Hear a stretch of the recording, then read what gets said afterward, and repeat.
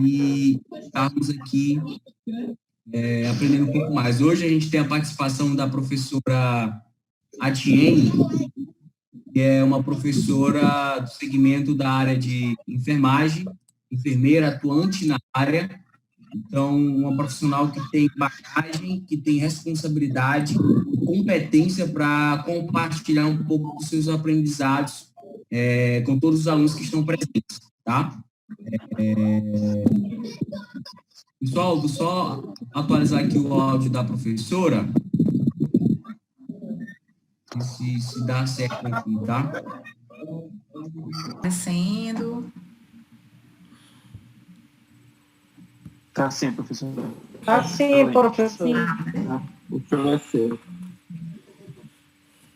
Pronto. Então, vamos lá.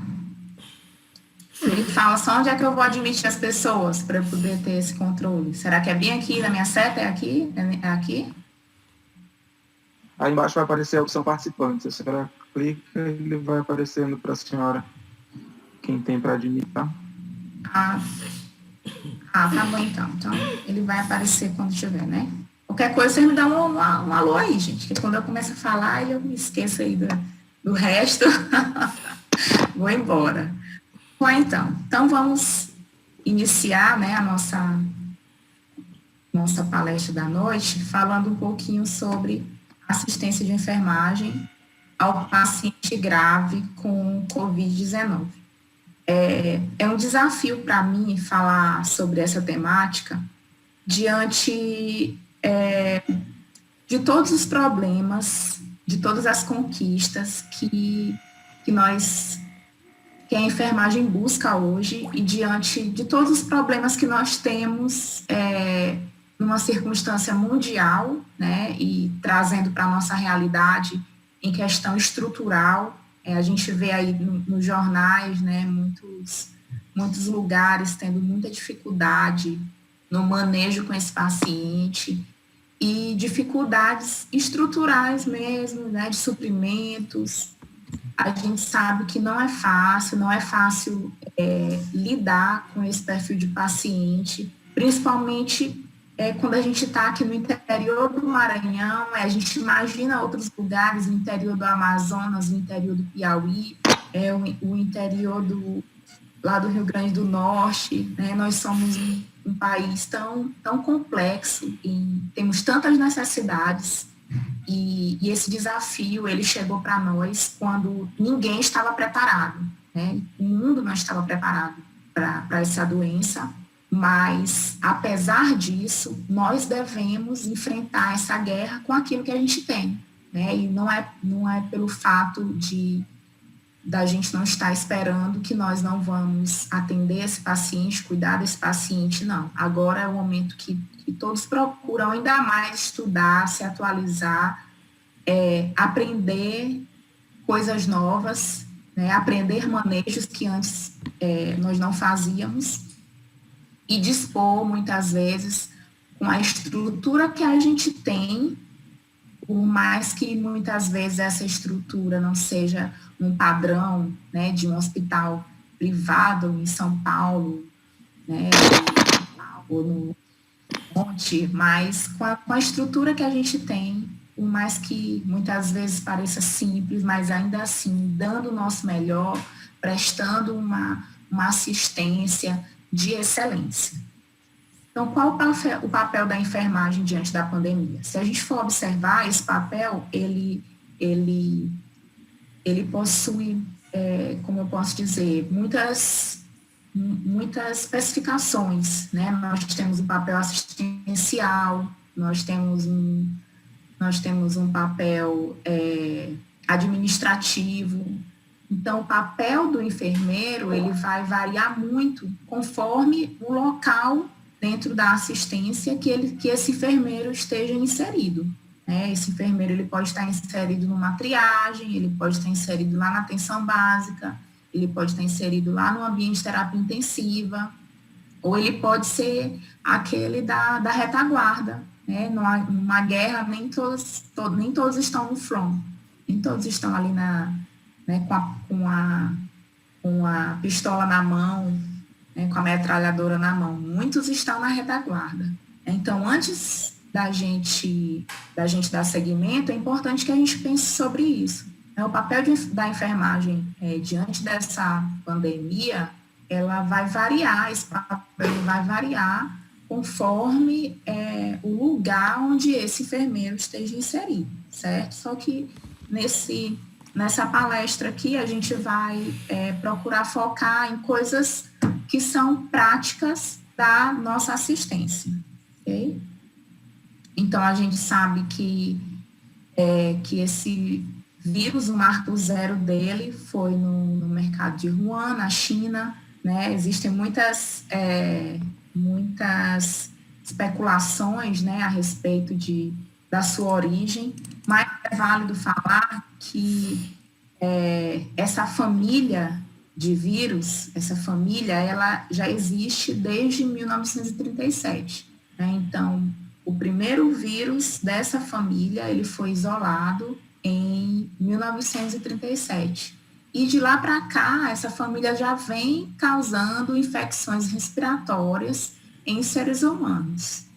Não é a primeira vez que se tem surtos, né, mas em 2002 nós já tivemos um surto desse na China, em 2012 já houve também um surto no Oriente Médio, mas com outros tipos virais, certo? É importante falar que também não é a primeira vez que vírus dessa família, né, do coronavírus, causam óbitos em humanos. Até 2014, 2015, segundo os levantamentos da Organização Mundial de Saúde, houveram mais de 210 mortes, né, depois de 2001, 2002 para 2015, houveram mais de 215 mortes notificadas por algum vírus dessa família, certo? Então, não é a primeira vez que existe notificação, né, de óbito causado por vírus da família devido ao mesmo tipo de vírus da pandemia.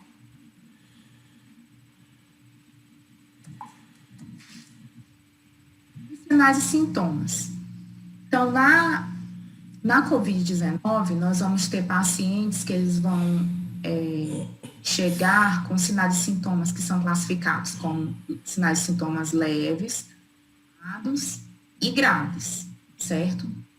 A gente sabe que o perfil de atendimento, né, você mesmo que talvez é acadêmico e é da área da saúde, no último mês, o perfil de orientação, ele mudou, né? Então, no último mês, a gente percebe que a orientação, né, tipo, fevereiro, março, início de abril, a orientação para as pessoas era que elas só deveriam ir para o hospital, né, ou então procurar algum tipo de assistência médica, só se elas estivessem com uma dispneia realmente que elas não conseguissem, né, que elas vissem que não conseguissem suportar. Mas, devido a algumas mudanças, algumas publicações que houveram agora nesse mês de abril, no final de abril, a gente consegue observar que o paciente, ele precisa procurar, né, claro que conforme o fluxograma do seu município, vou dar o exemplo aqui da minha cidade, da minha realidade. Né? Aqui na minha realidade existem postos de saúde, que são os postos que são referência para a COVID. Né? Não são todos os postos, são alguns postos que são referência para a COVID.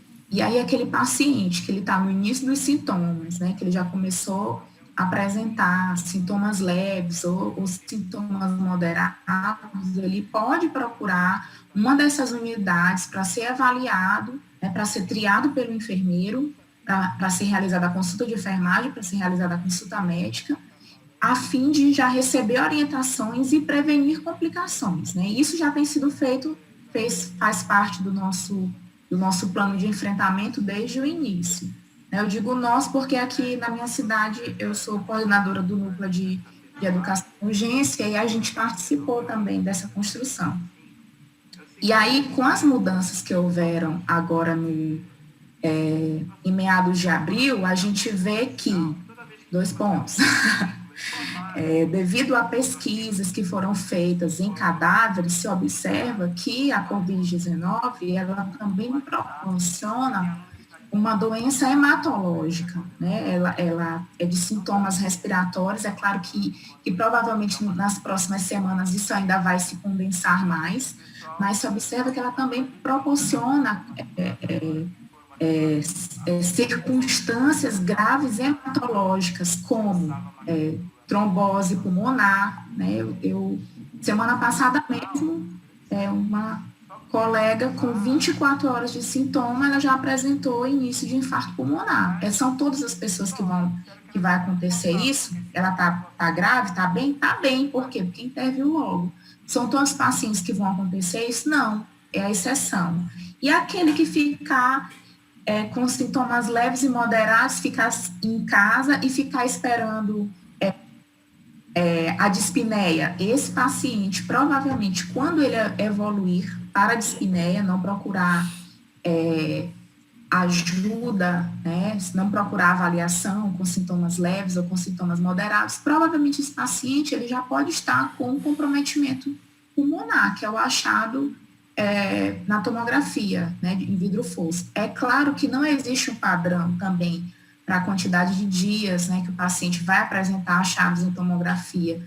Vão ter pacientes que não vão ter achados nenhum em tomografia, vão ter pacientes que são até assintomáticos. Em contrapartida, vão existir pacientes que com 48 horas de sintomas, eles já vão ter 10% de comprometimento pulmonar, e se 3 dias depois os sintomas dele piorarem, ele repetir a tomo de tórax, ele pode já evoluir com 30% ou 50% de comprometimento, né? Então, não existe um padrão de comportamento da doença, né? Não é como outras patologias que a gente observa que ela tem um padrão fechado de começo, de meio, de fim, né? Então, essa orientação que eu estou dando, ela é baseada no fluxograma da minha cidade, né, de ter lugares de retaguarda para que as pessoas não vão diretamente para o hospital, né, justamente porque a gente entende também, né, que os hospitais que não são de campanha são hospitais que eles continuam recebendo as outras demandas, né, a gente entende que os AVCs não deixaram de acontecer, os infartos não deixaram de acontecer, os acidentes automobilísticos não deixaram de acontecer, as quedas da própria altura não deixaram de acontecer, né? Então, as outras urgências, as outras demandas, elas continuam chegando ao pronto-socorro, né? Então, de que forma a enfermagem, por exemplo, da triagem vai gerenciar isso? De que forma, se você for um gestor, você vai gerenciar isso, né? Tudo isso entra no papel da enfermagem, certo? Esse papel de orientação, de ser gerente da circunstância que a sua sociedade se encontra, né? Então, quando você for passando diante de uma situação dessa, a gente imagina muitas vezes que só quem presta assistência é aquele que está lá, né, cara com o paciente também, impulsionando o acesso, monitorizando. Não. Então, o papel da enfermagem, ele vai ser diferente, né, são múltiplos, vai depender de onde você estiver inserido, certo? Então, pacientes... Gente, só abrindo parênteses bem aqui, será que bem aqui a gente querendo entrar? Deixa eu clicar bem aqui, só um minuto. Admitir. Só admitir o povo aqui, gente.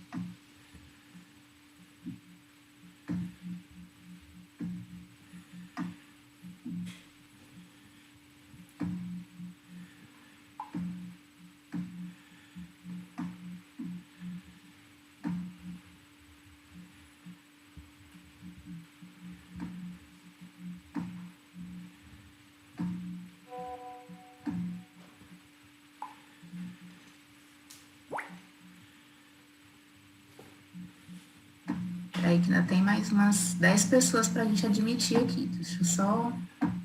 Boa noite quem está chegando, boa noite quem está chegando. Estou admitindo vocês agora, tá? Já estamos aqui há alguns minutos na nossa palestra. Faltam 5 pessoas para serem admitidas. Boa noite para quem está chegando.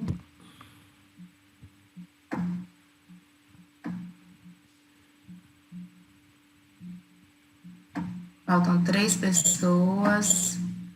Boa noite para quem está chegando. Estou admitindo vocês aqui na sala. Faltam algumas pessoas para serem admitidas. Pronto, todo mundo que faltava admitido. Certo, gente? Então, ficou claro? Então, esse papel, ele vai ser diferenciado, né, dependendo do ambiente onde esse enfermeiro estiver inserido. Então, é importante a gente falar sobre isso, né? E você que é acadêmico, eu sei que muitas vezes as pessoas devem mandar lá uma mensagem para você, né? Não chega mais aquele vizinho batendo na porta, não, né? Vamos quebrar o gelo aqui. E, às vezes, eu vejo muitos alunos, né? Estão no primeiro período, no segundo, ou então eu sou professora da disciplina de semiologia. Professora, mas meu vizinho já pensa que eu já estou formado, já vem fazer pergunta difícil. Então, você pode receber uma mensagem com esse tipo de pergunta, porque eu tenho alunos aqui em Bacabal que recebem mensagem com esse tipo de pergunta. Estou com sintoma tal, devo procurar o hospital? Estou com sintoma tal, devo procurar ajuda? Né? Então, essa ajuda, a gente não orienta mais o paciente a esperar, só vá procurar ajuda se você tiver falta de ar. Por que essa orientação ela mudou já em meados de abril? Ela mudou porque já se entende, baseado nos estudos, né, em cadáveres, que os pacientes eles desenvolvem trombose pulmonar. Né? E é interessante a gente falar que essa trombose ela pode ser pulmonar, mas ela também pode ser renal, né? O paciente, ela pode ser cerebral, e ela pode ser cardiológica, ou seja, se ela for cardiológica, então trombose coronariana é o quê? É infarto agudo do miocárdio. Né? Se for cerebral, aí a gente vai ter um acidente vascular encefálico. Né? E se for renal, aí a gente vai ter um paciente que ele pode emissão da diurese. Né? Então, o paciente está lá no ambiente domiciliar, e aí ele pode evoluir, pode virar um paciente renal, né? Um renal agudo, né? Ou possivelmente um renal crônico, certo? Então, a gente precisa ter muita atenção em relação a esses sinais e sintomas.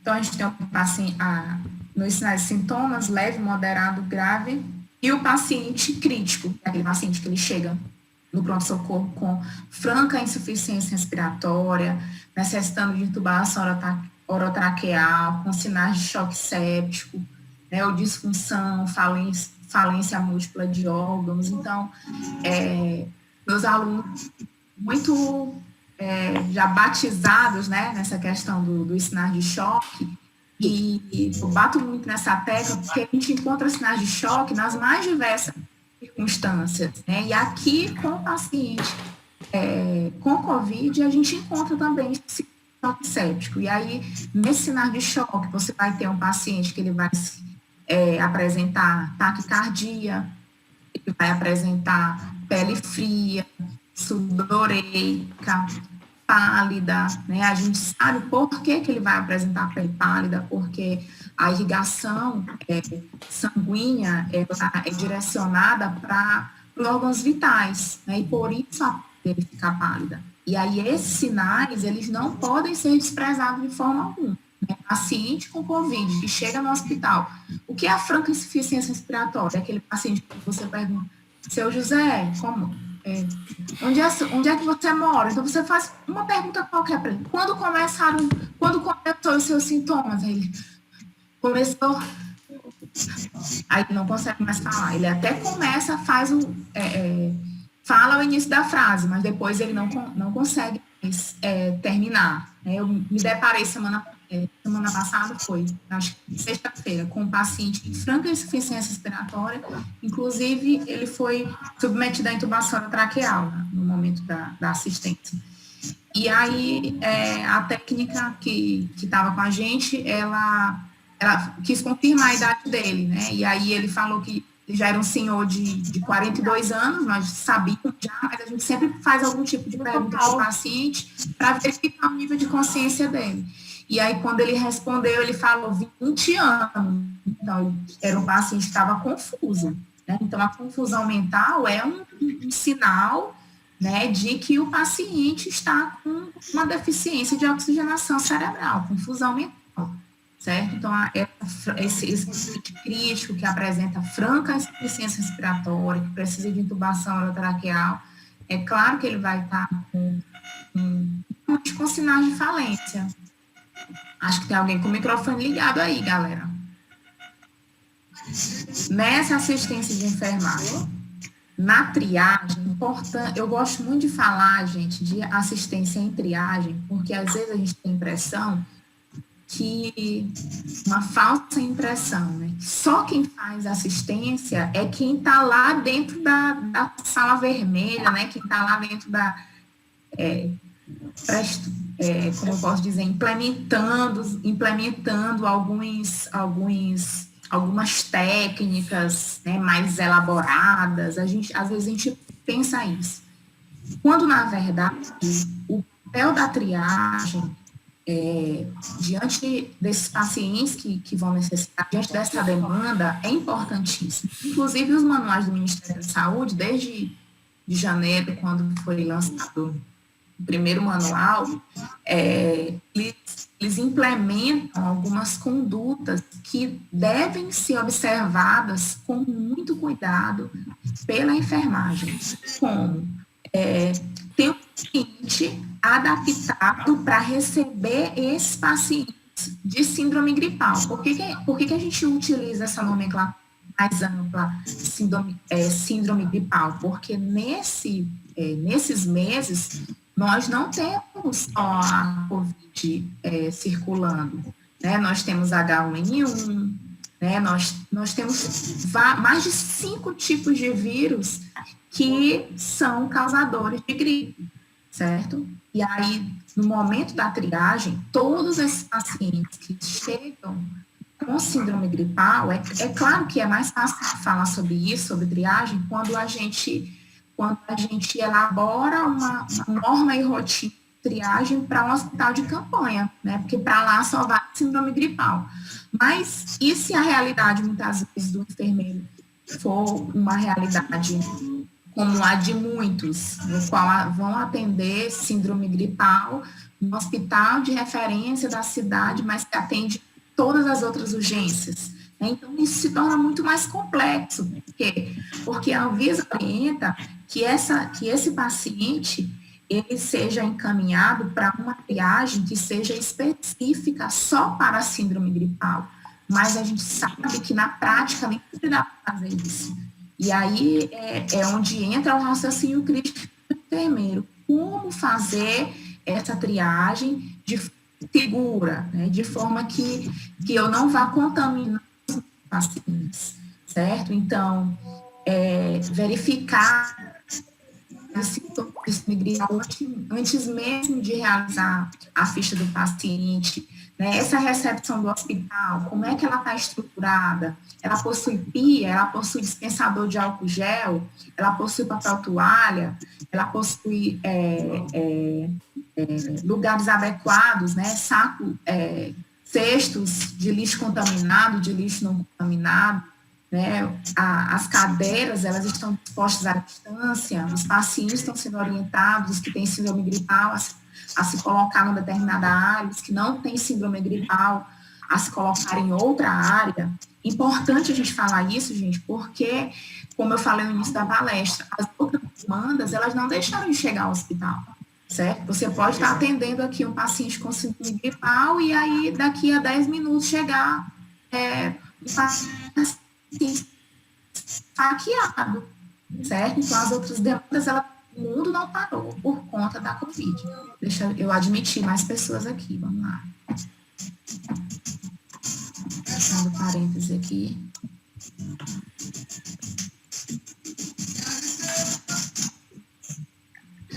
Tem alguém ouvindo pagode aí, viu? Desliguem aí os microfones de vocês. Bem-vindos, vocês que estão chegando agora, bem-vindos. Fazendo a admissão aqui de vocês, bem-vindos, bem-vindos. Bem-vindos. Bem-vindos, fazendo a admissão. Priscila Lima, é a Priscila que eu estou pensando? Vamos lá, falta só do José Augusto aqui. Pronto, beleza. Certo? Então, é importante a gente frisar, né, nessa assistência, desde a triagem, né, a gente começou falando da assistência de forma gerencial, né, e aí já chegamos no hospital. Então, é importante a gente frisar dessa assistência. Então, a gente precisa refletir, né, a minha realidade, ela está adequada ou não?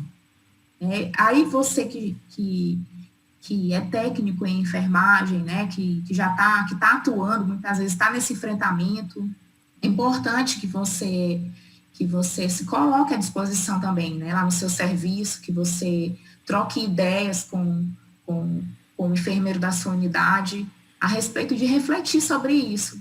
A gente não deve nunca jogar a toalha.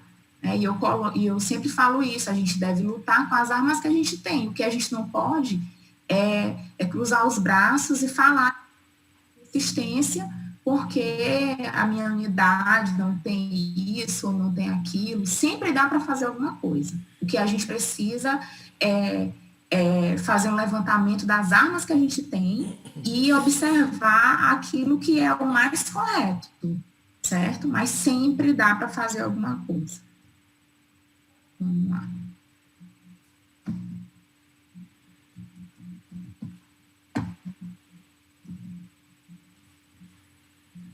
Nos sinais e sintomas, aí a gente vai ter os básicos, febre, tosse, falta de ar, mas tem outros, dor muscular, confusão mental. É válido lembrar, gente, confusão mental não é comum em pessoas jovens.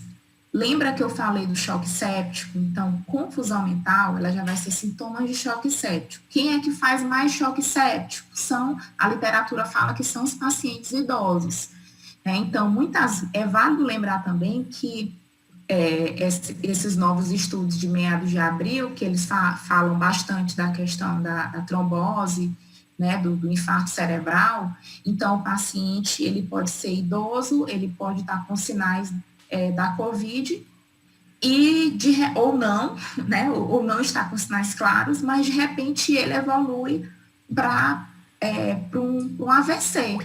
Aí é que entra aquilo que estava sendo discutido no final de fevereiro e início de março, né? A gente viu muito essa discussão, principalmente em alguns jornais, estão dizendo, né, tem cidade tal, que o paciente infartou, e aí botaram que foi Covid, né, que teve um AVC, e aí está lá dizendo que foi Covid.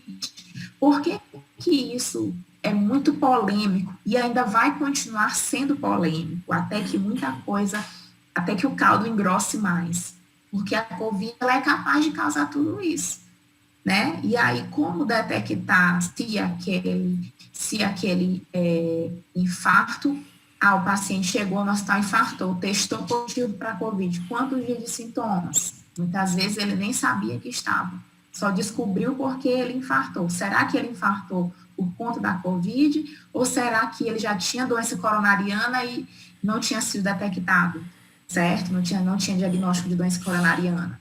Então, entende como ainda é muito complexo, né? Apesar disso, nós não vamos ser mole para esses sintomas, não. Apesar disso, a gente precisa ter atenção, né? E é interessante que, por mais que você ainda é acadêmico, mas essas informações servem para que você monitorize seus pais, seus avós, né, via através de uma ligação, certo? Então, a confusão mental, por exemplo, não é um sintoma muito divulgado pela mídia. Ela é um quesito importante quando a gente fala de uma população especial, que são os idosos, certo? Aí outros sintomas, dor de cabeça, dor de garganta, rinorreia, dor no peito. Quando fala dor no peito, aí você lembra do cara que pode ter evoluído com IAM, né, com infarto agudo do miocárdio, e esse IAM pode ter sido por conta da COVID. A diarreia, né, todos os vírus dessa família, eles podem causar infecção de trato gastrointestinal também, e náuseas e vômitos, né, que são os sintomas que são menos frequentes, certo? É válido lembrar que alguns pacientes, eles não vão, eu sempre gosto de falar isso, eles não vão apresentar sintoma nenhum desses, né? Vão ser assintomáticos, né? E aí na maioria são os assintomáticos, né, que vão sair também transmitindo, né, para muita gente, porque eles não sabem que tem, né? Muitas vezes estão no ambiente doméstico. Eu, por exemplo, aqui em casa, eu procuro usar máscara o máximo de tempo possível, né? Pelo fato de eu estar na assistência e pelo fato de crianças pequenas em casa, né? E mais vão ter pessoas que vão ser assintomáticas, né? E aí ele não sabe que tá, ele não usa máscara em casa, porque o nosso hábito agora é usar máscara na rua, né? Enfim, é válido a gente relembrar esses sinais e sintomas e ter atenção. Vamos abrir só um parênteses aqui, quando a gente fala de sinais e sintomas, numa população especial que são as crianças, né? Nós não tivemos notificações de crianças com Covid na Europa, né? Na Europa, na China, não tivemos notificação de crianças com Covid, mas do mês passado para cá, tem algumas publicações na Europa de um aumento da chamada síndrome de Kawasaki. A síndrome de Kawasaki é uma inflamação do endotélio vascular, né, da túnica íntima, da túnica média, e essa inflamação do endotélio vascular, ela provoca racho cutâneo, ela provoca bolhas na língua, as papilas, na verdade, gustativas, elas ficam bem evidentes, né? Ela provoca bolhas nos lábios, ela provoca uma descamação das unhas, né? A unha fica fragilizada e a unha começa a quebrar, a descamar, né? Esses são os sinais, assim, piores, né? Mas, às vezes, a criança ela pode apresentar somente o racho cutâneo. Que é o racho cutâneo? Aquela vermelhidão generalizada, como se fosse uma grande alergia, né? Você já teve uma alergia que você ficou cheio de placas vermelhas, imagine isso potencializado a 10. É a 10ª potência, né? Então, a síndrome de Kawasaki, ela é um evento raro em crianças, certo? Como na Europa houve... de março para cá, houve um aumento desse evento, então, os cientistas, eles estão associando a possibilidade desse evento ser um evento tardio em função do contato de crianças com a COVID-19, certo? Essa informação, ela já está fechada? Não está fechada. Mas já existem publicações que fazem referência a essa possibilidade. Né? Como aqui tudo é novo, então vamos esperar aí as cenas do próximo capítulo, né, para verificar se em crianças a COVID pode desenvolver tardiamente, né, o contato com a COVID pode desenvolver tardiamente essa síndrome de Kawasaki. Tem cura? Tem. Né? A criança, no caso, ela desidrata, porque ela tem febre alta, né? Ela faz sinais de choque, no caso, aqueles que não forem atendidos, né? logo nas primeiras 48 horas, 24, 48 horas, mas ela é tratada também com derivados do sangue, né, com plasma, com imunoglobulina, na verdade. E aí essa criança, normalmente, quando ela é atendida no começo, normalmente ela evolui bem. Então, é algo que tem uma baixa mortalidade, certo? Como tudo, né, existe risco, né? Se a pessoa vai extrair uma unha, ela tem risco, certo? Vamos lá, vamos continuar. Eu disse para vocês que eu falava demais, gente. Fiquem aí comigo, viu? Eu disse que eu falava demais. Vamos lá. Ainda na triagem, é importante que esse paciente permaneça de máscara durante todo o atendimento. Qual é a máscara que deve ser fornecida para esse paciente na triagem? É a máscara cirúrgica, certo? Esse paciente, a gente sabe que esse paciente vai chegar no hospital com máscara de pano, porque a orientação é essa para todo mundo, né? Vai no supermercado, vai no mercado, só sai de máscara com máscara de pano. Mas quando esse paciente chega no hospital, o ideal é que a máscara dele seja trocada por máscara cirúrgica, certo? E aí esse paciente vai usar essa máscara caso ele tolere. É importante a gente falar isso. Ele só vai usar essa máscara caso ele tolere. Se ele não tolerar, então a gente não vai orientar a máscara para ele, certo? Qual é o paciente que vai para a sala vermelha? Vai ser aquele paciente que está em franca insuficiência respiratória, né, que necessita e que pode evoluir para uma parada cardiorrespiratória, certo? Esse é o paciente que vai ficar na sala vermelha. É importante uma outra coisa que a gente observa nos manuais da Anvisa, mas que na prática, infelizmente, nem sempre vai dar para a gente fazer. Aqui na minha realidade, graças a Deus, a gente está fazendo isso direitinho, mas pode ser que lá no lugar, né, você que já atua, pode ser que lá não esteja sendo feito. Então, mas vamos tirar a dúvida aqui, que são coisas até que os alunos me perguntam bastante. Esse paciente que é suspeito, ele pode ficar junto com o confirmado, mesmo que ele tenha os mesmos sinais e sintomas? Não, ele não pode, certo? Mesmo que esse paciente, né, então o paciente foi para o consultório, ou então é um paciente que ele estava dispneico, aí já tem uma sala de isolamento preparada, né, para esse paciente ficar. Então, esse paciente, depois que ele passou para o atendimento, para o próximo passo do atendimento de enfermagem, atendimento médico, o ideal é que esse paciente ele fique no local isolado, certo? Até que se decida se esse paciente vai para casa com a receitinha dele, ou então se ele vai internar. Então, a internação com mais de um paciente, ou uma enfermaria de área isolada, que no caso é o isolamento do tipo coorte, o coorte, dependendo da sua região, aqui eu falo coorte, dependendo da sua região, aí você fala coorte. Então, esse isolamento, vamos supor, 5 pacientes numa mesma enfermaria, então a gente só pode fazer esse tipo de isolamento depois que o paciente é confirmado, certo?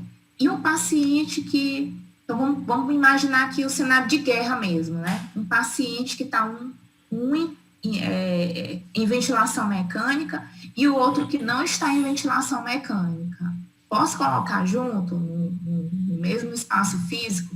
Se tiver o espaço de 2 metros entre os leitos, pode colocar junto. Se os dois forem confirmados, sim, pode colocar junto, certo? Então, essa foi uma das perguntas que antes de começar aqui a palestra, um aluno me mandou aqui, porque ele estava, já atua, né, técnico, e estava com essa pergunta, estava se questionando isso, que lá na realidade dele, para ceder o espaço para um que estava chegando e que era suspeito, iam fazer isso com 2 pacientes confirmados. Pode, não tem problema nenhum, certo? Agora, a gente não pode colocar pacientes suspeitos, né, juntos no mesmo ambiente. Por quê? Porque é suspeito, aí vou imaginar que ele coletou, vamos imaginar circunstâncias que acontecem, né? Então, ele coletou PCR, né, que é o SWAB, Antes, é válido lembrar que há 3 semanas, a gente coletava 3 suaves. Então, era um suave numa narina, o outro na outra narina e o outro nas amígdalas. Então, de umas semanas para cá, aí são só 2 suaves. Um suave insere numa narina, lá na parte posterior mesmo, aí esse mesmo suave insere na outra narina, aí coloca dentro do recipiente, e o segundo suave passa nas 2 amígdalas, coloca no recipiente, no meio de cultura, né? Aí, geralmente, ele sobra, assim, porque o meio de cultura é mais ou menos, assim, desse tamanho, né? E o suave é desse. Então, às vezes, ele sobra e pode cortar com a tesoura comum, fechar o vidro, lacrar, colocar na caixa de isopor, que deve estar, essa caixa, ela precisa estar entre 2 e 8 graus, né? O ideal é que tenha um termômetro externo, medindo a temperatura da caixa, certo? E aí vai ser enviada para o LACEN, né? E do seu estado, normalmente ele está localizado na capital, certo? Então, quando a gente fala de isolar, isso tem muito cara de enfermagem, porque simplesmente a gente que faz esse papel, né? Esse papel gerencial, né? Como isolar, quando isolar, onde isolar. Então, isso é cara de enfermagem, certo?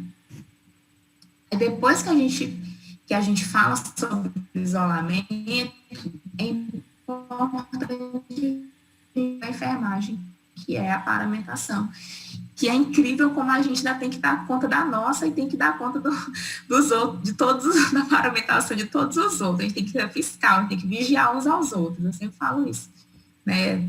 No hospital, né? Nos lugares que eu trabalho, a gente tem que cuidar uns dos outros. Então, a gente está aqui se paramentando ou desparamentando, a gente está de olho no colega também e ele está de olho na gente para ver se o outro não vai fazer nada de errado. Vamos lá, deixa eu fechar a aparência bem aqui, deixa eu admitir o pessoal.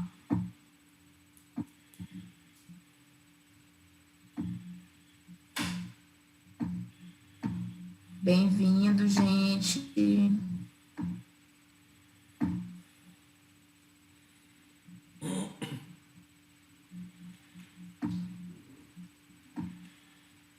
Bem-vindos, vocês que estão chegando agora, bem-vindos. Vamos lá. Então, quando a gente fala de paramentação, uma coisa que é importante e que precisa também ser adequada para a realidade de cada um, né? É o lugar que essa paramentação está sendo feita. Né? Imagine que que o lugar que os seus pacientes vão ficar não é um lugar que teve uma arquitetura pensando numa pandemia, que a maioria dos lugares não foram construídos pensando numa pandemia. E aí os pacientes, né, por questão de decisão de isolamento, que ainda não é coorte, eles vão ficar cada um num apartamento, né, cada um num lugar, cada um numa enfermaria, vamos supor. Às vezes, é necessário que se isolem várias enfermarias, né? Quando o hospital possui enfermarias pequenas, aí se torna mais fácil. Por quê? Porque você pode isolar, né, dependendo da quantidade que o estado ou que o município dispõe, né, você pode isolar várias enfermarias, sei lá, 10, 15, né, quando elas são pequenas, e transformá-las em apartamentos. E aí você vai e isola os corredores, e ali você pode transformar um posto de enfermagem somente, né, para a COVID. Aí você tem simplesmente uma ala do hospital reservada para a COVID. E aí, como é que a gente vai fazer com esses apartamentos, né, com esses pacientes que estão isolados? Então, a sugestão é que você, do lado de fora, você mantenha uma área controlada. O que é essa área controlada? Uma área que ali você pode dispor de insumos, né, de todos os tamanhos de seringas, de agulhas, né, o carrinho de emergência, as bombas de infusão que não estão sendo usadas, o material de intubação, a gente vai já falar sobre isso. Então, todos os insumos, né, eles vão estar dispostos ali naquela área controlada. De rotina de enfermagem, como é que a gente pode estabelecer a rotina nesse setor? Então, como sugestão, você pode então, a equipe chegou, uma pessoa da equipe, no caso, um técnico, vamos imaginar que a gente tem um enfermeiro e a gente tem 3 técnicos, vamos imaginar. Então, a gente vai delegar. Um técnico, ele vai ser o volante. O que é esse técnico volante? Vai ser aquele que vai fazer a visita em todos os pacientes. Por quê? Porque como cada um está num determinado apartamento, a gente não pode chegar, tipo, no plantão 7 da manhã e esperar 9 horas para começar a entrar nos apartamentos. A gente não pode fazer isso. Um desses técnicos, ele precisa já chegar, já se paramentar e já começar a entrar nos apartamentos para verificar responsividades, sinais vitais, verificar medicamentos que podem estar em bomba de difusão, quais são os medicamentos que estão acabando, já ir resolvendo as demandas.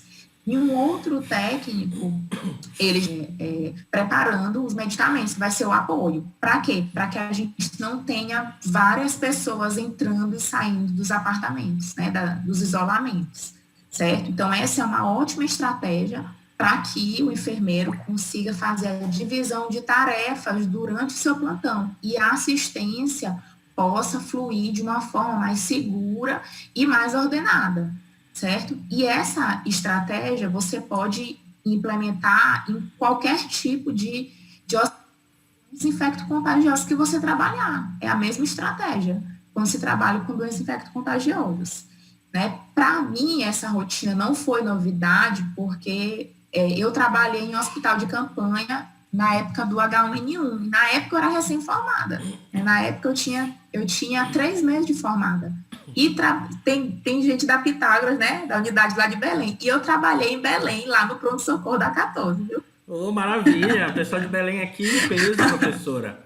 E já aguardando. Estão ansiosos para lhe fazer pergunta, professora. Quando a senhora liberar para pergunta, fique à vontade. Tá bom. E eu trabalhei lá em Belém, no pronto-socorro da 14. Lá eles separaram uma área do hospital só para H1N1 na época. Então, essa já era a rotina que a gente fazia, né? Lá eu fiquei uma época na triagem, depois a gente fiquei na internação também, né? Mas campanha é campanha, né? Foram 3 meses de campanha, mas depois eu continuei rodando lá um tempão, fiz especialização por lá e depois voltei para minha cidade. Estou aqui na Pitágoras, cidade de Bacabal, enquanto Deus nos mantém nessa missão, certo? Então, a rotina, quem vai estabelecer a rotina vai ser o enfermeiro, né? Ele precisa ser o líder, ele precisa delegar, e ele não pode também deixar o plantão sem resolver as primeiras demandas da manhã. Por que a gente tem que resolver logo as demandas da manhã ou no início da noite? Porque as intercorrências, elas vão acontecer. Então, aquele técnico que eu disse no início, que ele precisa ser delegado para já se paramentar e entrar nos apartamentos, né, nos isolamentos, ele vai identificar as demandas. Se houver demanda para o enfermeiro entrar, então o enfermeiro vai entrar naquele momento. Se não houver, o enfermeiro vai entrar no isolamento no momento em que houver demanda para ele, certo? Mas é estritamente necessário. Aí a gente abre um parênteses aqui, quando se fala em entrar e sair de apartamento, de isolamento, que é o quesito paramentação. Como o exemplo que eu dei foi o exemplo de pacientes que são suspeitos, lembra que eu falei isso? Os pacientes são suspeitos, então a gente vai utilizar uma paramentação para cada paciente suspeito, certo? Então, existe uma cartilha do COFEM que fala sobre isso, né? Existe o Ministério da Saúde, nos manuais, eles colocam links para que a gente tenha acesso a alguns vídeos. Eu, particularmente, gostei mais da cartilha do COFEM, tá? Do que eu, né? Gostei mais da cartilha do COFEM, achei ela mais didática, certo? Mas antes de entrar no isolamento, então a gente se dirige para a área e a gente vai colocar o capote ou avental, em seguida a máscara, né? Em seguida o óculos ou o protetor facial. Se você colocar o óculos, em seguida você coloca a touca. Se você for colocar o protetor facial, aí você vai colocar a máscara, depois você coloca a touca e depois você coloca o protetor facial, certo? Então vai ter essa mudança, porque a gente não pode colocar o protetor facial e colocar a máscara por cima. Ou e colocar a touca por cima, né? O gorro, não pode. Certo? Então, vamos repetir na paramentação. Então, a gente vai para avental, a gente vai para máscara, a gente vai para óculos, a gente vai para touca. Se eu for usar o protetor facial, aí eu vou para máscara, aí eu vou para touca, aí eu vou para o protetor. Beleza? Por último, é que a gente vai utilizar as luvas. É válido lembrar, quando a gente fala de luva, que a gente está falando que existe um modelo de luva, que são luvas longas. Você pode observar a luva desse profissional aqui, são luvas longas, certo? Existe um modelo de luva que não tem no Brasil e que que são em alguns lugares, que são luvas longas e que são indicadas mesmo para micro-organismos, para, como eu posso dizer, para...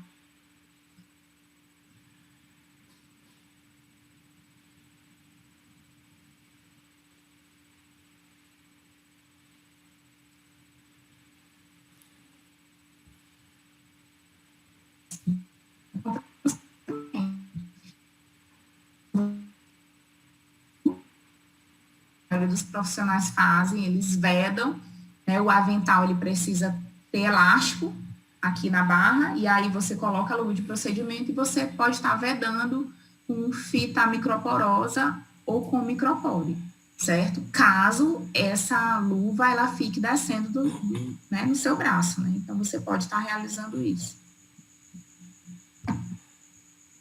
A desparamentação. Então, a desparamentação ela inicia antes da gente sair do isolamento, certo? Alguns podem até ficar com medo. Nossa, mas antes de sair do isolamento, tal, como é que eu vou desparamentar antes de sair do isolamento? Então, a desparamentação, ela precisa ser feita antes de sair do isolamento, certo?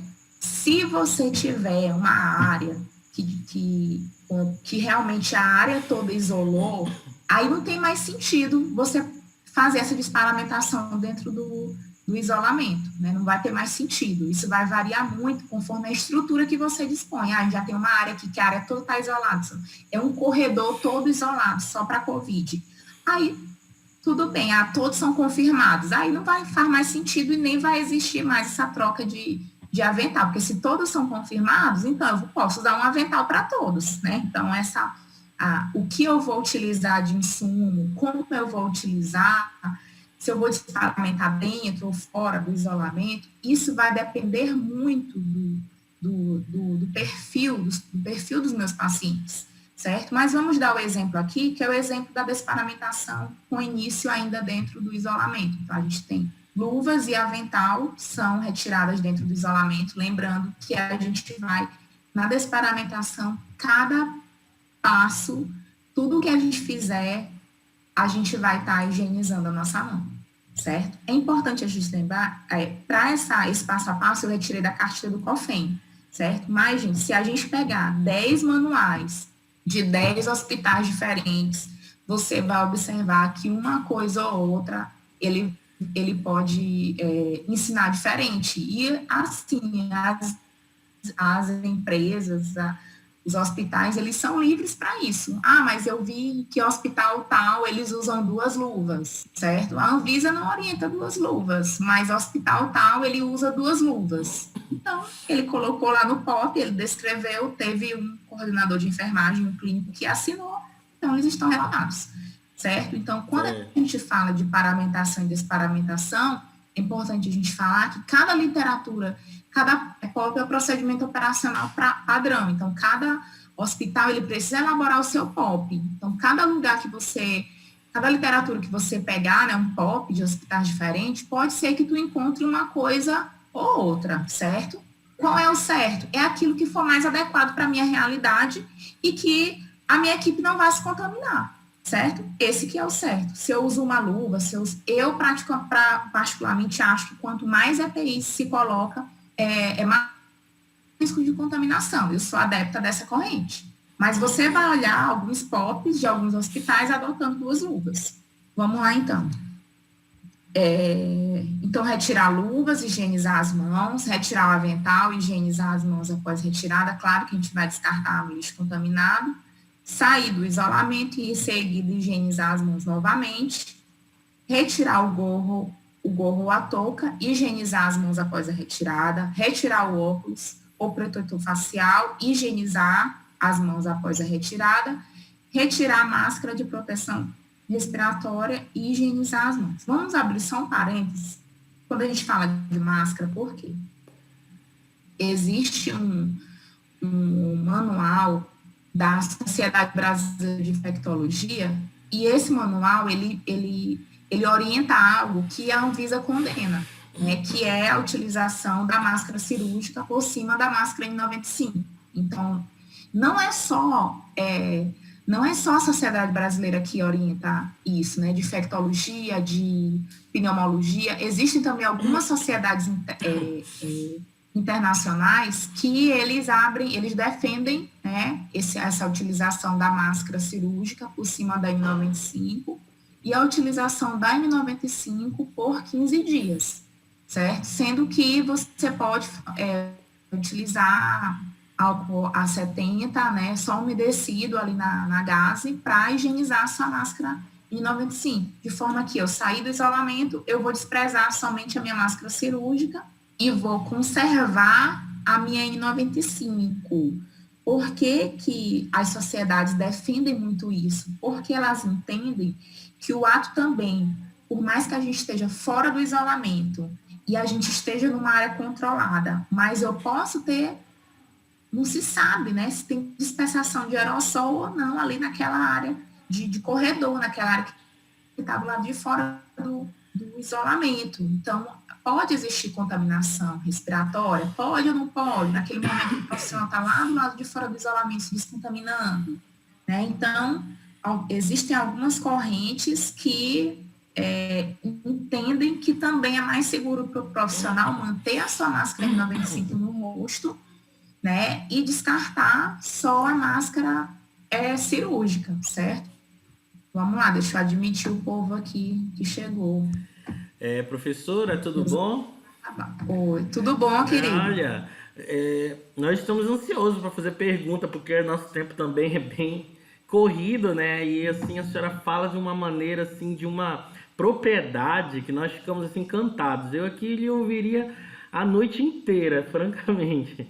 Mas aí eu queria saber, né, se alguém tem alguma pergunta para fazer nesse primeiro momento que a professora já falou, né, para justamente instigar ela, né, que ela tá justamente nessa parte mais técnica, mais elaborada do conceito. Mas antes de tudo isso aí, quando a senhora tá aceitando as pessoas, eu queria parabenizar pelo dia da enfermagem, pelo dia do enfermeiro, a todos os alunos que são técnicos de enfermagem também, né, que eu acho que coopem a eles também, e também os acadêmicos, né, e é brilhante, é maravilhoso a área de dedicação de vocês, a atuação de vocês, principalmente nesse aspecto. A senhora consegue visualizar alguma pergunta? Ou alguém quer ligar o áudio e fazer a pergunta? É melhor ligar o áudio. Eu tô com medo de sair da tela aqui e não acertar, mas voltar. Entendi. Alguém quer aproveitar, gente? Alguém que tá aí? As caravanas aí que estão por aí. Caravana. São várias caravanas, né? E as caravanas estão dormindo aí ou as caravanas estão acordadas, hein? Como é que tá? Tem alguém aí, meu conterrâneo de Belém? Não. Tem um querido ali numa rede maravilhosa. Eu vou lá na unidade de Belém, viu? Lá na Picada. O convite já está feito, sinta-se à vontade. A gente vai fazer, logo quando passar essa onda do corona, A gente vai vir, eu quero pessoalmente você falando com nossos alunos, com certeza. O convite já foi dado, hein? Eu queria só fazer uma pergunta já, né, para tentar instigar o primeiro momento. Minha diretora me libera aí um dia para a gente fazer um evento lá em Belém, né? O meu de Bacabal não pode ficar com ciúme, viu? Ah, não, o Bacabal tem um coração muito grande, muito parceiro. Eu queria saber, assim, se vocês trabalham com uma equipe multidisciplinar, com outros profissionais. Como é que é a atuação desse primeiro paciente nessa triagem que você tinha falado?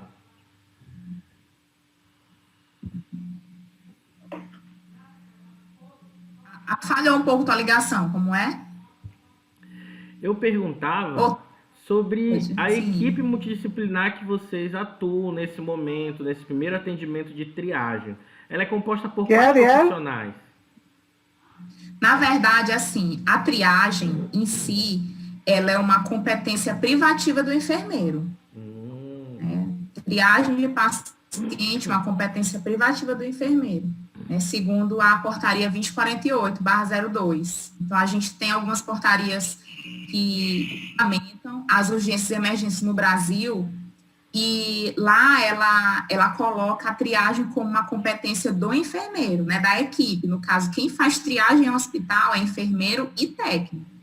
Né? A gente tem a inclusão da equipe multidisciplinar quando a gente já tem um paciente que ele vai ser consultado, né, no caso pelo médico, e depois, quando os cuidados são prescritos, os de enfermagem, os de fisioterapia, a gente tem a inclusão da equipe multidisciplinar no próximo passo da assistência, né? Mas na triagem, estratificar o risco, né? Alguns hospitais vão adotar o protocolo de Manchester, né? Que tem aquela questão das cores, o paciente verde, o paciente amarelo, o paciente vermelho, né? Vai depender da cor que o hospital adotar. Né, enfim, a triagem, ela é competência da enfermagem, né, então a enfermagem que vai estratificar o risco, né, e na triagem, especificamente em se tratando de COVID, tem um exame que normalmente o paciente já é orientado a fazer, já é incluso lá, que é o painel viral. Né? Então, o paciente que chega no hospital hoje com síndrome gripal, esse paciente, ele vai precisar coletar o painel viral, que é o painel viral, é um exame de sangue, e lá ele vai testar para diversos subtipos de outros vírus da gripe. E aí é que entra o ponto de interrogação. O paciente tem síndrome de gripal. Aí o painel viral dele deu negativo para H1N1 e aqueles vírus da gripe mais simples, né? Então, qual é o vírus que deu negativo no painel viral? Então, provavelmente o vírus que está contaminando o paciente é o COVID, né? Só que só vai testar positivo depois ou do teste rápido, dependendo do dia de sintomas, mas a gente sabe que dá muito falso negativo, ou então do PCR, certo? Então, triagem é competência da enfermagem. Estratificar risco, nível de gravidade, é competência da enfermagem, certo? Aqui no Brasil, ok? Porque a gente tem... Professora Tiene. Oi. Boa noite. Professora, as possibilidades de acontecer do teste dar negativo após o 10º dia, pode ocorrer? Pode dar falso negativo? E depois esse paciente vir em 12 dias apresentar positivo? Por isso a necessidade da contraprova? Com certeza. Exatamente. Tem muitos pacientes que coletam até com 10 dias e dá negativo. Ok, obrigada. Por isso a necessidade da contraprova. Porque cada corpo ele vai se comportar de uma forma, ele vai ter uma manifestação diferente. Né? Cada organismo ele vai ter uma manifestação imunológica diferente.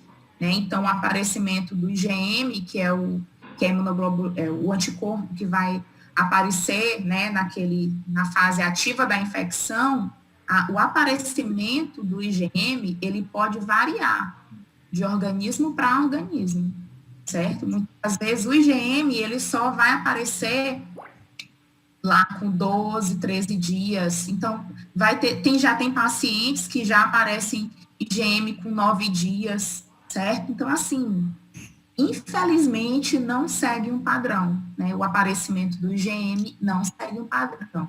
É válido lembrar, é interessante a sua pergunta, que a gente percebe que pessoas que voltam a trabalhar, por exemplo, com 14 dias, com 15 dias, né? Que 14 dias batido, né? Teoricamente isolou a quarentena, só que o paciente, muitas vezes, com 15 dias, ele não desenvolveu IgG ainda. Se ele não desenvolveu IgG, então o que acontece? Esse paciente vai transmitir. Vai continuar transmitindo. Por quê? Porque ele não tem IgG ainda. Enquanto ele não tiver IgG, ele vai continuar transmitindo.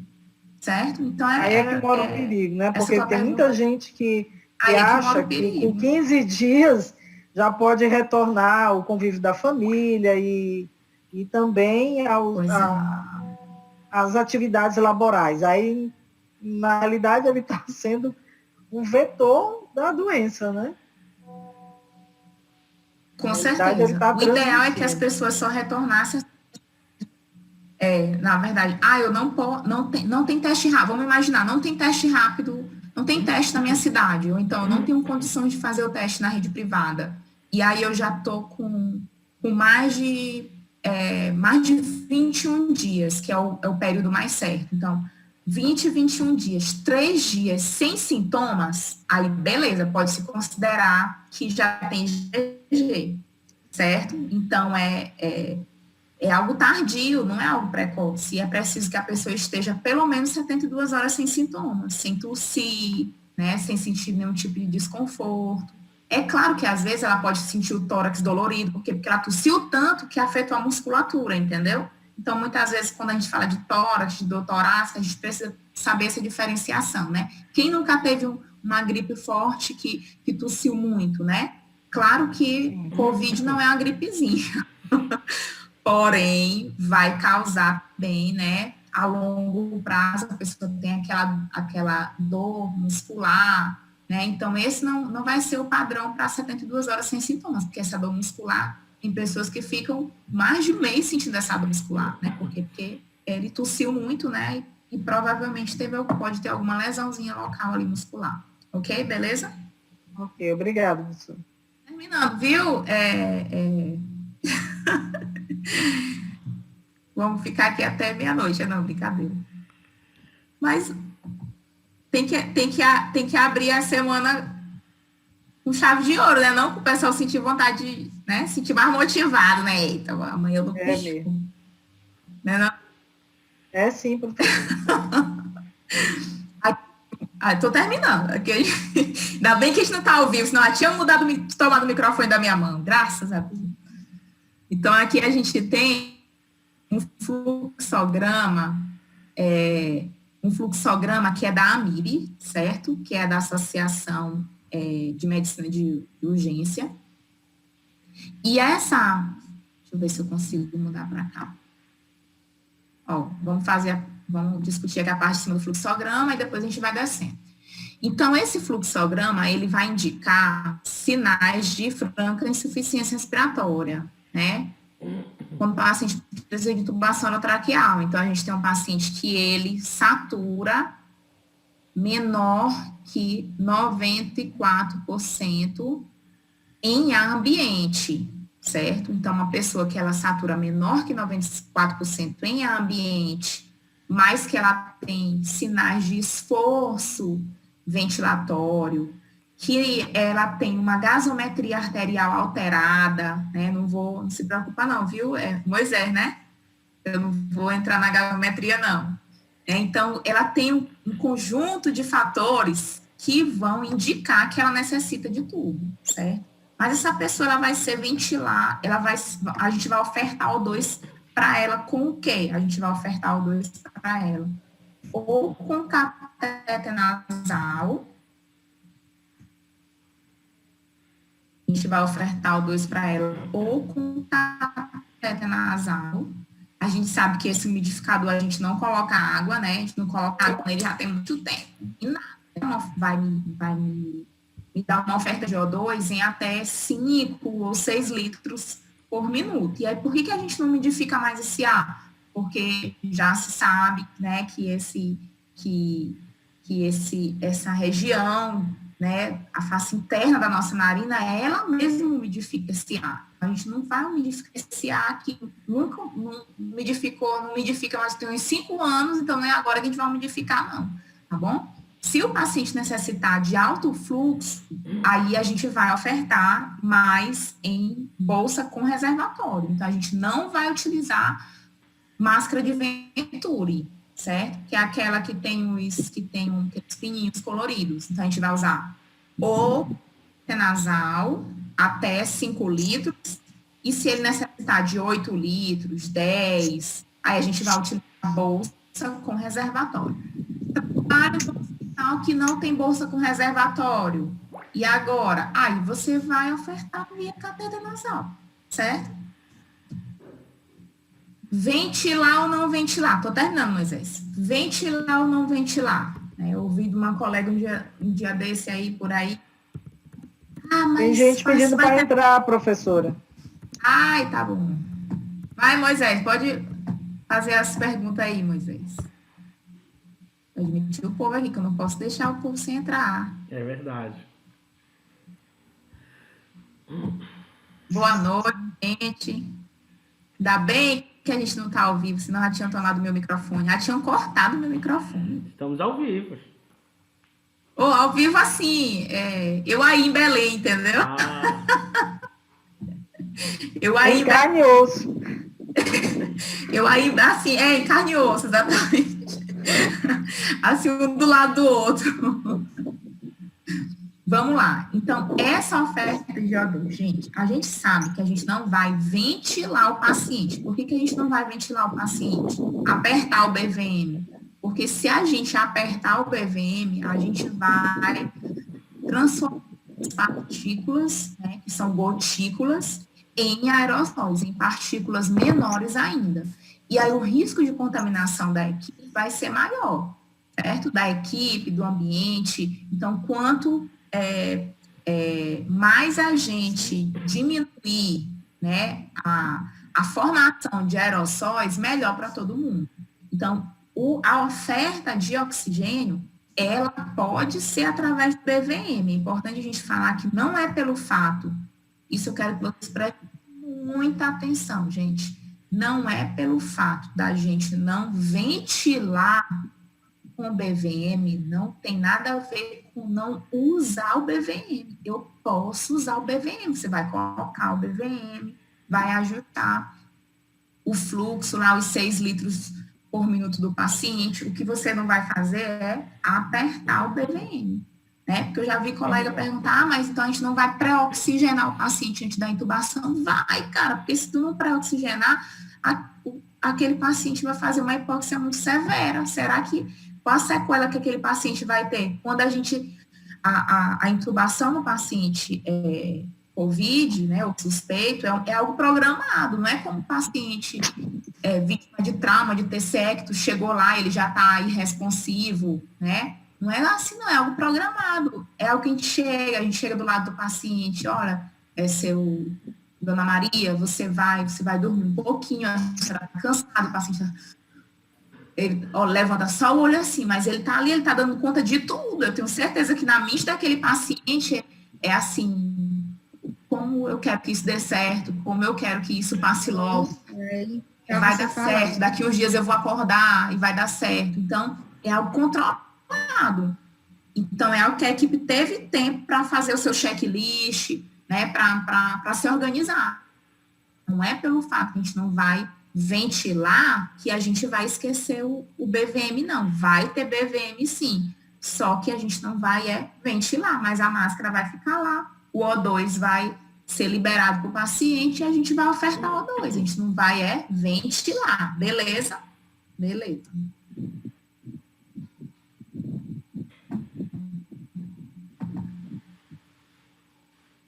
E o fim. Então, assim, deixo minha mensagem aqui para vocês, A gente viu muita coisa mesmo, mas se você já está atuando, não é pelo fato de da gente não ter ou não estar, talvez, nos melhores centros, né, com os melhores equipamentos, que a gente não vai, não, uma decisão de tentar. Eu, por exemplo, eu não tô na maior cidade, mas eu tomei a melhor decisão, que foi a decisão de tentar e de buscar, certo? Então, deixo essa frase para você: toda conquista começa com a decisão de tentar, tá bom? Espero um dia vê-los aí em algum evento futuro, né? Se vocês ainda quiserem me apresentar.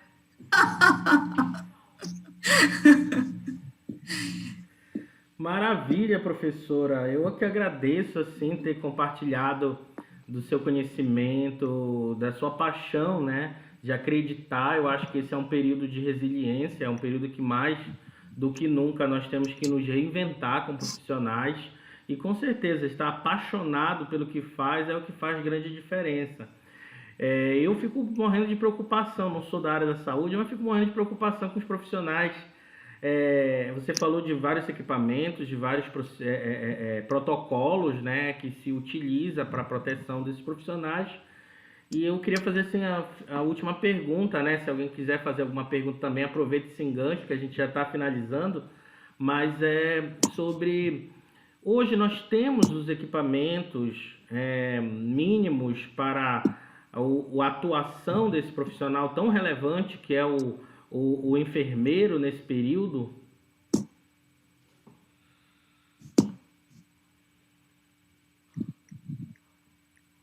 A tua mensagem falhou aqui para mim, acho que foi a internet, a minha. Repete para mim, por favor. Tudo bem. A minha pergunta diz respeito ao seguinte: você falou dos protocolos e dos equipamentos que vocês precisam para resguardar suas próprias vidas. Sim. Eu queria saber se vocês, todos, Sim. ou pelo menos no teu hospital que você tem atuado, você tem visto todo o equipamento necessário para esses cuidados, ou a gente está carecendo de alguma coisa ainda?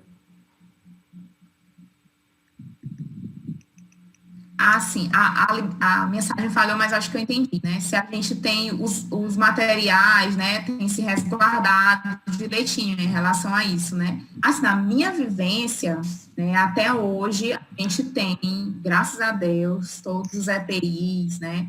Na medida do possível, nós temos todos os equipamentos, né? A gente observa que muitos lugares realmente tem muita carência, né, de material, de EPI, mas a gente tem todos os EPIs, a gente trabalha de forma racional, né, de forma crítica com aquilo que a gente vai utilizar, né, pensando realmente que aquilo que a gente gasta um a mais hoje pode ser um paciente que vai ser atendido a menos amanhã, né? A gente não tem para esbanjar, mas a gente tem o necessário. E às vezes a gente tem para esbanjar, mas não sabe o que tem, né? Às vezes é melhor no aperto a gente racionando, porque aí a gente dá mais valor. Mas a gente tem sim, graças a Deus. Maravilha. Maravilha, professora. Alguém mais quer fazer alguma pergunta, aproveitando? Já agradecendo a unidade de Bacabal. Eu queria fazer uma pergunta. Pode fazer, fica à vontade. Qual é o teu nome e a cidade? Jordânia, de Bacabal, Maranhão.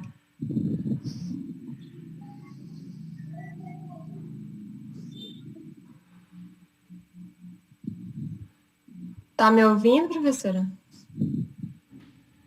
Tô te ouvindo, amiga, pode falar. Eu queria saber, assim, você como samuzeira, né? Todos nós sabemos. A gente queria saber um pouco sobre essas medidas de precaução que vocês estão adotando aí no SAMU. No transporte. Com medida de precaução, assim,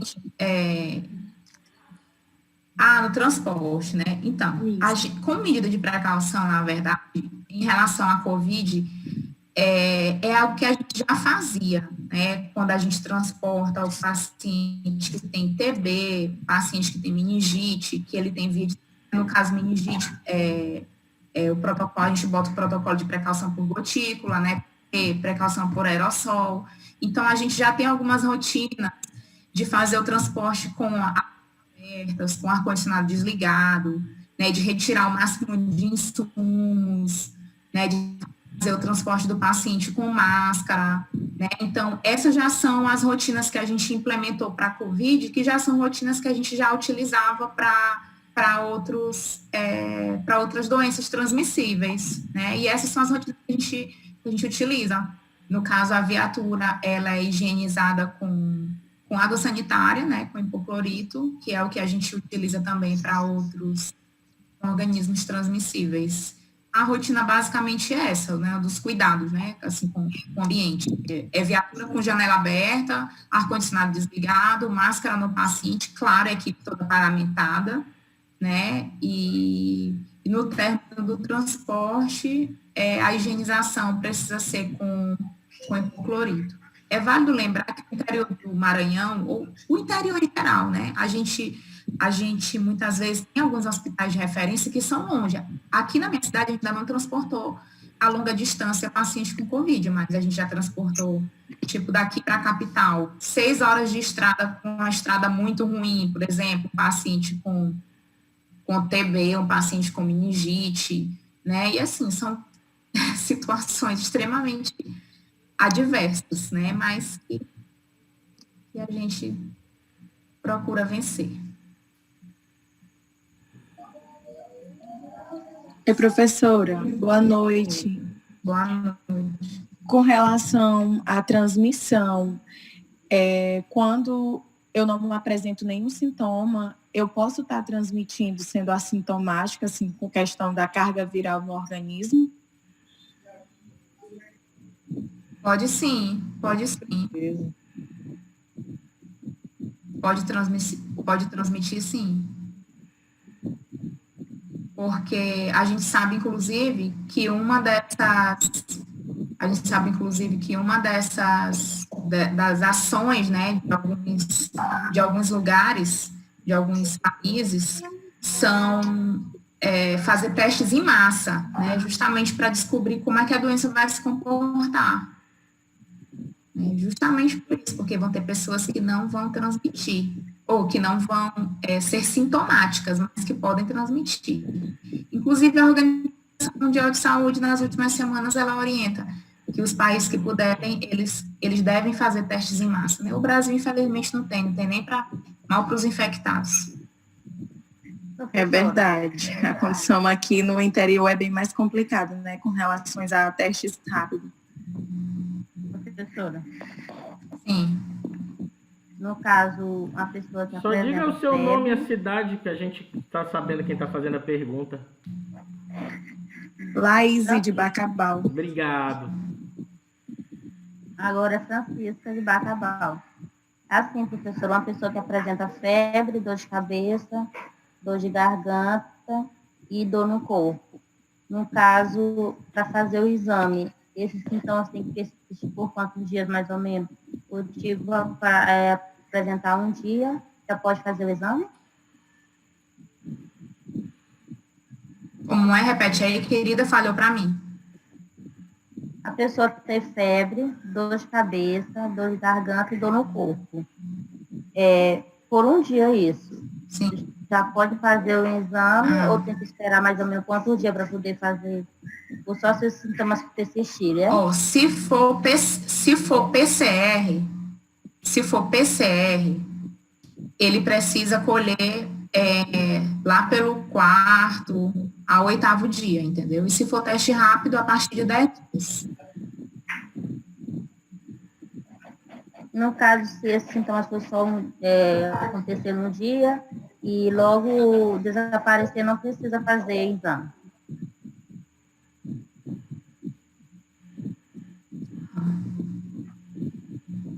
Porque a gente sabe que a gente pode ter sintomas por diversas causas. A gente pode ter dor de garganta por diversas causas. Por exemplo, eu tenho faringite, né? E semana passada eu fiquei com... semana passada e retrasada, acordei com uma dor na garganta, mas só uma dor, né? E depois eu não senti mais nada. Então, é necessário que os sintomas sejam persistentes. Às vezes a pessoa vai ter hoje dor de garganta, mas amanhã ela vai ter febre, depois da manhã ela vai ter dor de cabeça, entende? Então, isso vai variar muito. Professora, obrigada. Oi.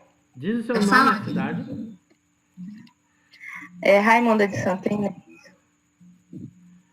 Professora, e a pessoa passar 2 dias com os mesmos sintomas que a moça falou, dor de cabeça, dor no corpo e febre.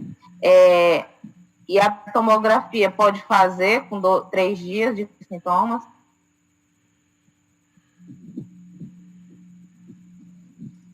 A tomografia, ela vai ser um exame que vai ser pelo médico, né? O poder de decisão de quando ela vai fazer a tomografia vai ser do médico e vai ser baseado no dia de não vai ser baseado no dia de sintomas, vai ser baseado um conjunto de fatores, como o paciente tem comorbidades, né? Aí vai ser uma decisão médica, né? É complicado eu, como enfermeira, falar isso com tantos dias, né? O paciente vai precisar fazer a tomografia, porque vai ser uma decisão médica. A gente sabe que a tomografia, hoje, ela pode indicar, né, a lesão de vidro fosco e tal, mas essa questão de quantos dias o paciente vai fazer a tomografia vai ser realmente uma decisão médica.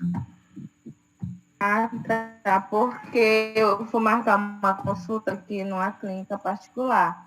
Aí a moça falou para mim que esses sintomas é da Covid, era para fazer a tomografia, já chegar lá com a tomografia, porque o médico só vai atender se eles verem esse exame.